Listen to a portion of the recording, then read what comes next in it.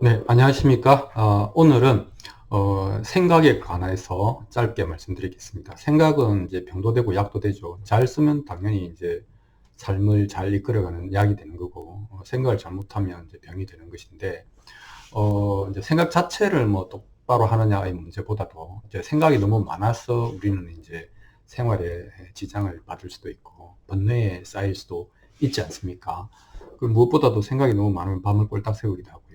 옛날 사람들은 이것을 이제 심과 사의 문제로 이야기를 했습니다. 심이라고 하는 것은 이제 갑자기 어떤 생각이 떠오른 거죠. 이제 그냥 떠오를 수도 있고 어떤 대상을 보고 다른 게 연상되어서 떠오를 수도 있고, 일단 그렇게 해서 목적이 딱 목표가 정해지면 유심히 보는 거죠. 그 상황을, 그 사안을, 그 주제를 유심히 보는 걸 사라고 합니다. 그러니까 심과 사를 가지고 우리들이 생각이 어떻게 병이 되느냐, 또 이것을 어떻게 약으로 만드느냐의 얘기를 해보도록 하겠습니다. 그 이제 심이라고 하는 것은 뭐 이제 인도말로 위닦아 이렇게 얘기인데 찾는다는 뜻입니다. 탁 걸린다. 내 의식에 딱 걸려든다는 겁니다. 의식의 그물에. 그래서 저기 뭐가 있네. 좀 심상치 않은데라고 개괄적으로 사유하는 마음작용이 이렇게.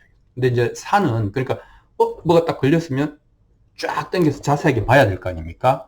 그 속성과 특징과 나에게 어떤 영향을 미칠 건가, 나는 어떻게 입장을 세우고 행동할 거, 이런 거 이제 그게 사입니다. 사. 그러니까 심과 사, 이게 생각을 구분하면 목표물을 특정하는 것이 심이고, 그 특정한 목표물에 대해서 이제 이 자세하게 살펴보는 것을 사다 이렇게 이야기를 합니다. 그러니까 이게 사자가 엿볼 사자거든요. 우리가 뭘 엿본다고 할 때는 고도로 그 뭔가 집중을 해서 뭐 하는 거 싶어서 굉장히 집중한 상태에서 세밀하게 이제 보지 않습니까? 이제 심과 사인데, 이제 이게 옛날에도 이제 우리가 이제 뭐 참선 수행을 하든지 앉아서 명상을 하면 이 가만히 있으면, 여러분 이제 경험해 보시겠지만은 뭐 가만히 있는다고 해서 멍 때려지는 게 아니고 오히려 생각이 더 많이 일어나지 않습니까? 그러니까 그 생각이라고 하는 게 결국 심이나 사거든요. 가만있어 봐. 내일 약속에 만나고 무슨 이야기를 하지? 그 주제는 피해야 되는데, 뭐 이런 생각을 하는 거죠. 심과 사죠. 그래서 그런 것들이 다 분별 아닙니까? 이건 이렇고 저건 저렇고. 그래서 그 분별의 결과로 그 과정 자체가 번뇌잖아요. 그래서 이제 이걸 정리하자면, 어떤 이슈가 떠오르면 그 이슈에 대해서 골똘하게 생각을 합니다.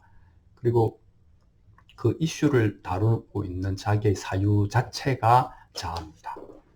그 과정에서 자아가 내가 어떤 존재인가를 막 드러내지 않습니까? 그리고 이런 생각 과정 자체가 자아를 강화하는 그 과정이죠. 생각 자체가 없다면 사실은 자아의 99.9%는 없어질지도 모릅니다. 그래서 이제 이걸 수행해서 보면, 이 참선을 한다, 선정에 든다라고 했을 때 앉아서 바르지 못한 살핌이라고 하는 게 분별하는 겁니다. 주제가 떠오르고 그 주제에 대해서 이것저것을 살피고 논리적으로 유추해서 결론을 뽑아내고 그 결론에 따라서 내가 행동해야 된다라고 하는 이런 사고 과정 전체를 쉬어야 되는데, 그걸 쉬지 못하고 앉아서도 계속 그렇게 하고 있으면 앉아서 생각하는 거죠. 명상하는 게 아니고. 그래서 이제 그 살피지 못한다 이런 표현을 씁니다. 그러고 있는 자기 자신을 사실은 살필 줄 알아야 되는데 살피지 못한다. 그러면 그 살피지 못하고 내가 계속 생각하고 있으면 그 자체가 번뇌인 것이죠. 또 다르게 이야기하면 일상에서 꾸는 꿈이다 이렇게 사고작용이라고 하는 것이 그렇게 보는 겁니다. 그러니까 유심유사, 자꾸 주제가 생각나고 그 주제에 대해서 또 끌려가서 막 생각하고 골똘하게 생각하고, 이게 유심유사에서 무심무사, 주제가 떠오르지 않고 주제가 떠올라도 그 주제에 대해서 끌려가지 않고, 이게 무심무사거든요. 그 경지로 가는 것이 이제 제대로 선정에 드는 것이다 이렇게 이야기를 할 수 있겠죠. 그래서 옛날부터 뭐 일상생활이든 명상 수행이든 심과 사는 주제와 그 주제에 대한 골똘한 생각은 문제가 되어 왔다라고 이야기합니다. 그러니까 그러면 올바른 선정이라고 하는 개념도 여기서 잡히는 겁니다. 그러니까 선정은 생각이 없는, 계속 제가 이야기하지만 뭐 기절이나 깊은 잠에 빠지거나 혼수 상태나 이런 의식이 가버린, 의식의 불이 꺼진 상태가 아니라는 것이죠. 그래서 정사유다. 사유하지 말라는 게 아니고 똑바로 사유하라는 말이다. 이렇게 되는 것이죠. 그러면 여기서 이제 이 발을 정자가 항상 문제잖아요. 뭐 이제는 이제 정사유도 이제 중도다 이렇게 표현을 할 수 있겠죠. 그래서 정사유는 올바로 생각하는 것이지만 조금 더 번역하면 올바른 살핌이다. 그러니까 thinking이 아니고 see다 이렇게 얘기를 할 수 있는 것이죠. 그래서 막 논리적으로 막 말을 연결해서 최종적으로 결론을 정하는 일이 아니다 이렇게 얘기를 하는 것이죠. 그러니까 논리적으로 치열하게 생각해서 결론을 내리는 것, 이것을 우리는 분별이라고 할 수 있지 않습니까? 그럼 이것은 옳다, 이것은 그러다. 나는 이것은 좋다, 이것은 싫다. 이렇게 되면은 어떻게 됩니까? 뭔가 어떤 것은 거부하고 어떤 것은 추구해야 되니까 거기서 이제 여러 가지 문제가 생기죠. 그렇게 해서 그것이 번뇌가 된다. 그렇다면 분별하지 않으면 번뇌가 깃들 수가 없다. 이렇게 되는 겁니다. 그래서 이렇게 볼 수 있습니다. 이 뉴런이라고 하는 게 우리가 있잖아요. 그런데 예를 들면 잠에서 깨어났다. 그냥 내가 의식이 있다. 라고 하는 상태는 뉴런이 한 10,000개 정도도 필요하지 않습니다. 그 정도면 충분합니다. 그런데 내가 만약에 어떤 형상을 보고 어떤 사진을 보고 어떤 소리를 듣고 그것에 대해서 집중하고 생각하기 시작하면 기본적으로 10억 개 정도의 뉴런이 가동을 해야 됩니다. 이게 도대체 몇 배입니까? 어마어마한 이제 에너지의 소모가 있는 것이죠. 그래서 생각을 많이 하는 사람은 항상 피곤합니다. 에너지가 엄청나게 쓰이지는 거죠. 그래서 심리학에서도 평정심은 아주 잘 디파인이 되어 있습니다. 그러니까 뭐냐면 비판단적 주시라는 것이죠. 이 주시한다는 얘기는 의식은 잘 깨어 있다. 무엇이든지 알아차릴 수 있다. 그러나 비판단적. 어떤 의식 주제를 정하지도 않았고 그 주제에 대해서 골똘히 깊이 생각하고 분석하고 있지 않다는 겁니다. 그게 멍 때리기죠. 그래서 비판단적 주시, 이것이 심리학에서 얘기하는 평정심이 이제 되는 겁니다. 그리고 이 평정심이 세속적으로는 집중력을 가져오잖아요. 그리고 이제 수행적으로는 이 평정심에서 통찰력이 나오지 않습니까? 물론 집중을 하면 통찰이 되겠지만 하여튼 그런 식으로 해서 올바른 선정에 관한 결론이 이렇게 주어져 있습니다.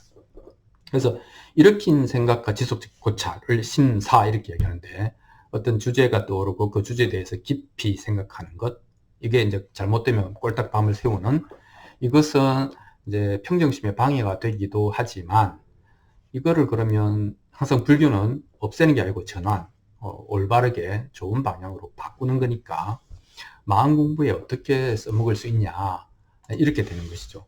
우리가 관심이 있으면 눈에 들어오죠. 관심이 없으면 인식이 안 되죠. 그거는 뇌과학적으로 다 밝혀져 있습니다. 또 이제 그러면 이것을 이제 수행과 관련시켜서 마음 공부와 관련시켜서는 방향을 정해라. 내가 마음 공부에 관심이 있다. 혹은 내가 깨달음에 관심이 있다. 뭐 그까지는 안 가더라도 내가 마음 공부에 관심이 있다라고 방향을 정하고, 근데 방법은 잘 모르잖아요. 다 시행착오를 해야 되잖아요. 그러나 방향을 정하고 그 방향에 계속 고개를 돌리지 않고 서 있는 겁니다. 그게 이제 버티는 것이죠. 그 방향을 정하는 게 심이고 버티는 것이 사잖아요.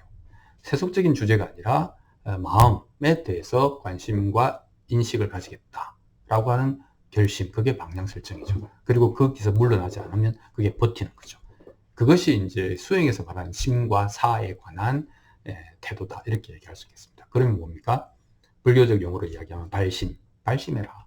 관심을 가져라. 그리고 수행해라. 근데 이 수행은 따로 방법이 있는 것이 아니고 관심을 끊지 않는 것, 계속 관심을 기울이는 것, 그 길에서 버티는 것, 이렇게 되겠습니다. 결국은 그러면 보상을 받게 된다. 어떤 형태로든지.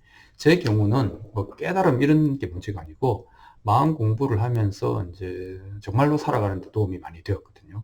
괴로움을 많이 벗어날 수 있게 되었습니다. 그러니까 시작과 끝을 연결시켜 보면 관심이 있으면 결국은 보상을 받게 된다. 그 과정은 별로 중요하지 않거나 의미가 없거나 그렇습니다. 중요한 것은 관심이죠. 내가 마음 공부에 관심이 있다. 내가 좀 더 번뇌로부터 자유로워지고 싶다라고 하는 그 관심이 강렬하면 여러분은 반드시 그만한 보상을 받게 된다라고 이야기합니다. 거꾸로 내가 근데 괴롭기는 괴로운데 관심이 많이 안 생긴다. 이것은 그 괴로움의 근본이 되는 뭐 하여튼 그 잘 먹고 잘 사는 것에 관한 또는 부귀 영화에 관한 것에 관심이 굉장히 많다는 겁니다. 이 사람은 자기 관심을 쏘길 수가 없다. 관심을 받는 데 따라서 그 관심이 당신을 보상할 것이다. 이렇게 오늘은 일으킨 생각과 지속적인 고찰, 그죠? 주제가 떠오르고 골똘하게 생각하고 이것을 어떻게 마음 공부에 활용할 수 있냐. 딱 두 마디 말씀하시고 그리고 수행하시라. 그 다르게 이야기하면 방향을 설정하고 버텨라. 그렇게 이야기를 할 수 있겠습니다. 그 과정은 어쩌면 별로 중요하지 않다. 이렇게 이야기할 수 있겠습니다. 오늘은 여기까지 하겠습니다. 고맙습니다.